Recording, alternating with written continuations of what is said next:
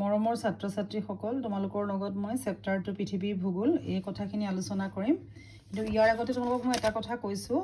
যে গুটেই মেইন বুকখন চাবই লাগিব ইয়াত কমন হিচাপে নহয় কিন্তু তোমালোকৰ কনসেপ্টটো লাগিব যে কোড কি হয় তোমালোকে এটো পাঠ সহজ পাবা যেটো তোমালোকে সোশিয়াল জিওগ্ৰাফিৰ কথাখিনিৰ লগত একে গতিকে ইয়াত তোমালোকে চোৱা যে বিজ্ঞান শাখাৰ বিষয়বোৰৰ ভিতৰত ভূগোল জীৱবিজ্ঞান পৰিৱেশ বিজ্ঞান নৃতত্ত্ব কৃষি বিজ্ঞান এবিলাকৰ ওপৰতে গুৰুত্ব দি আহিছে গতিকে পৰিৱেশ কাক বুলিয়ে চাবা পৰিৱেশৰ উপাদান জীৱীয় আৰু অজীৱীয়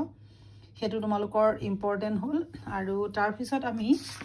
মই লেসন একদম গুটেটো কৈ যাম যিমান পাৰি সমত দে তাৰ পিছত তোমালোকে চাবা ইয়াৰ লগত আমি আহি গলো আমাৰ জলমণ্ডল কেটালে তো মণ্ডল পৃথিৱীৰ পৰিৱেশৰ উপাদান কিটা মণ্ডল কিটা আগতো সোশিয়াল জিওগ্ৰাফিত আমি আলোচনা কৰিছো স্থলমণ্ডল জলমণ্ডল জীৱমণ্ডল আৰু বায়ুমণ্ডল সো স্থলমণ্ডলত কিমানখিনি মাটি আছে 29 জলমণ্ডলত কিমান পানী 71 তাৰ পিছত আমি গোটেইখিনি মিলি পেলাই আমাৰ পৰিৱেশ বায়ুমণ্ডল দেখিছানে স্থল জল জীৱ আৰু বায়ু এটোই হৈছে পৃথিৱীৰ পৰিৱেশ এটো ছবিটো চাই লোৱা কিবা দৰকাৰ হলে তোমালোকে পাৰিব লাগিব তাৰ পিছত ইয়াত চোৱা বায়ুমণ্ডলত কি বায়ু আছে সেইখিনি কোৱা আছে জলচক্ৰ কাক বোলে হেতু আহে তাৰ পিছত ইয়াত তোমালোকৰ পৰিৱেশৰ আঞ্চলিক প্ৰভাৱ আমি হেতু আগতে আলোচনা কৰিছিলো যে অঞ্চল বিশেষে প্ৰভাৱ পৰে আঞ্চলিক প্ৰভাৱ হয় গতিকে সেই কথাখিনি তোমালোকে জানিবা সেইখিনি চাবা আৰু আগ্নেয়গিৰি উদ্গীয়ন হওঁতে 1883 চনত সুমাত্ৰাৰ কাকাতুৱা আগ্নেয়গিৰি উদ্গীয়ন হওঁতে তাৰ পৰা যিবিলাক নিগ্ৰত হৈছিল ধোঁৱা চাই সেইবিলাকে বায়ুমণ্ডলৰ বৃহৎ অংশ আগৰি পেলাইছিল এটো শৰ্ট কুৱেশ্যনত আহিব হেতু তোমালোকে চাবা আহিব পাৰে বুলি ভাবিছো তেনেকৈ আহিব অকনো কটো এৰিব নোৱাৰি কিতাপ তাৰ পিছতে চোৱা নৈপৰীয়া অঞ্চলৰ প্ৰাকৃতিক অৱস্থা সাগৰ মহাসাগৰ তীৰৱৰ্তী উপকূল অঞ্চলত যথেষ্ট বেলেগ বেলেগ হোৱা দেখা যায় কিহৰ কাৰণে আঞ্চলিক পাৰ্থক্য অঞ্চল ভেদে পাৰ্থক্যবিলাকৰ কাৰণে বেলেগ বেলেগ হয় ইয়াৰ পিছত আমি খুব খৰকৈ আৰু চাব গৈছো বিহুবীয় অঞ্চলত সদায় ডাঠ অৰণ্য হয় চিৰসেউজীয়া গছ আৰু মৰুভূমিত ঘাঁহনি আৰু কাইটিয়া নাতিশীতোষ্ণ অঞ্চলত সৰলবৰ্গীয় আৰু উপকূলীয় মেনগ্ৰোভ আৰু টুন্ড্ৰা অঞ্চলত ঘাঁহ বন বা খেলাই জাতীয় হয় এটো তোমালোকৰ উদাহৰণ দিবলৈ আহিব পাৰে বা তোমালোকে জানিব লাগিব হেতু মই আকৌ কৈ দিছো আৰু ভাৰতবৰ্ষ মৌচুমী অঞ্চলৰ ভিতৰত পৰে তাৰ পিছতে ভাৰতৰ কাৰণে এইখিনি আৰু অঞ্চল ভেদে পৰিৱেশৰ পাৰ্থক্য কিয় দেখা যায় সেইখিনি তাতে সোমাই থাকিল কথাখিনি তাৰ পিছত আমি ইয়াত ঔদ্যোগিকৰণ আমাৰ অদ্ভুতপূৰ্ণ প্ৰসাৰ যাতায়াতৰ আৰু আমি সম্পদ আহৰণৰ প্ৰচেষ্টা কৃষি আধুনিকীকৰণ বজাৰৰ সম্প্ৰসাৰণ উদ্যোগ আৰু যান-বাহনৰ খনিজ ইন্ধন ব্যাপক প্ৰয়োগ আৰু বহুতো আৰ্থসামাজিক উন্নয়ন প্ৰক্ৰিয়া এইখিনি নগৰীকৰণৰ জনসংখ্যা আমাৰ যিটো আমাৰ জনসংখ্যা বৃদ্ধি আৰু নগৰীকৰণ ঔদ্যোগিকৰণৰ প্ৰসাৰ এইখিনি আমাক পৰিৱেশৰ ওপৰত কেনেকুৱা প্ৰভাৱ পেলাইছে সেইকিটা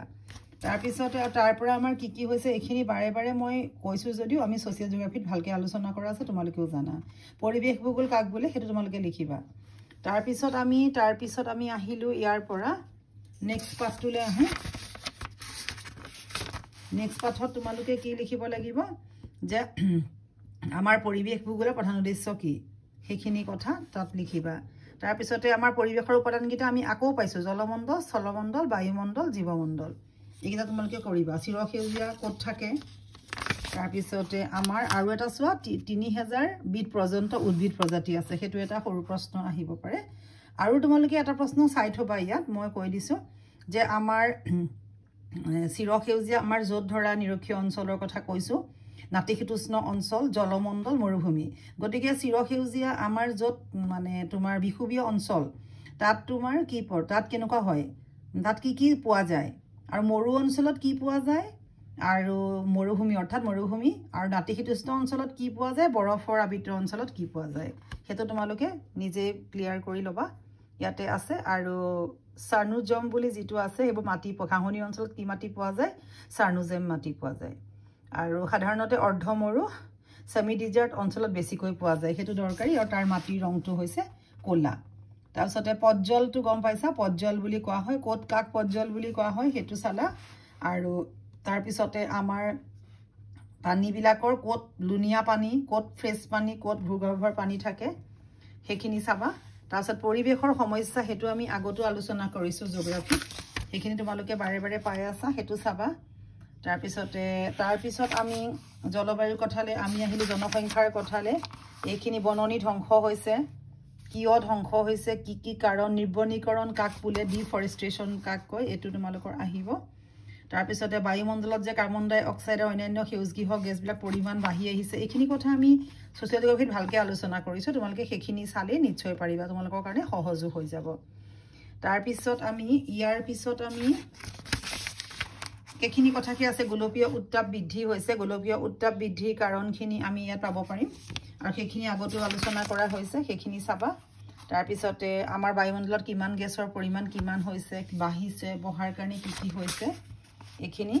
তাৰপিছত ধৰাপৃষ্ঠৰ গড় উষ্ণতা বৃদ্ধিৰ স্বৰূপটো দেখিছা কেনেকৈ দিনে দিনে বাঢ়ি গৈছে